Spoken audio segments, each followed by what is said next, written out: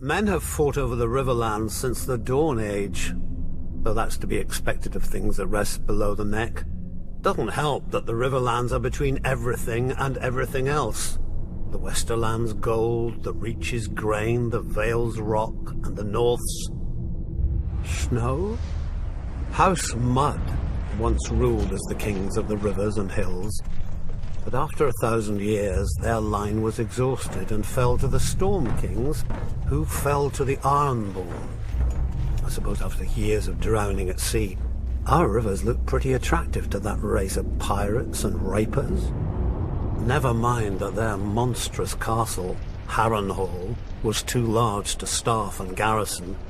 It turned out the Ironborn wouldn't be there long enough to bother. Aegon Targaryen landed to our south, and, as had many before him, liked the look of the Riverlands. My ancestor Edmund Tully led the desertion of Riverlords to his cause, and was rewarded by getting to watch King Harren burn in his own tower. Unfortunately, that's not all Edmund got.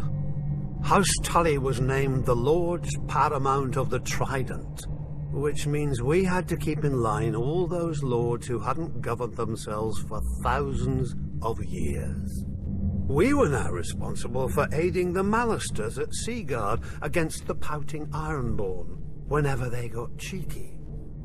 For settling Harrenhal on families stupid enough to think its curse would skip them after devouring all previous families.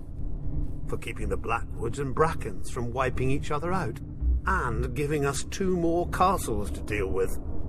For keeping the Freys in their place and out of others' pockets.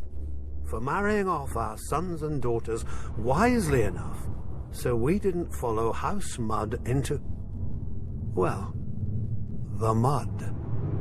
Yet under the Targaryens, the Riverlands knew a peace we hadn't had for centuries, if ever.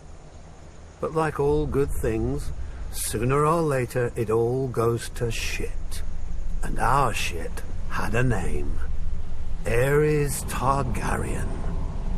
Westeros has had its share of Mad Kings, but usually they had the sense not to bully more than one powerful house at a time. Aerys soon blundered into a triple alliance. The North, Stormlands, and Vale rose against him. But of course, where do you think most of the blood was spilled?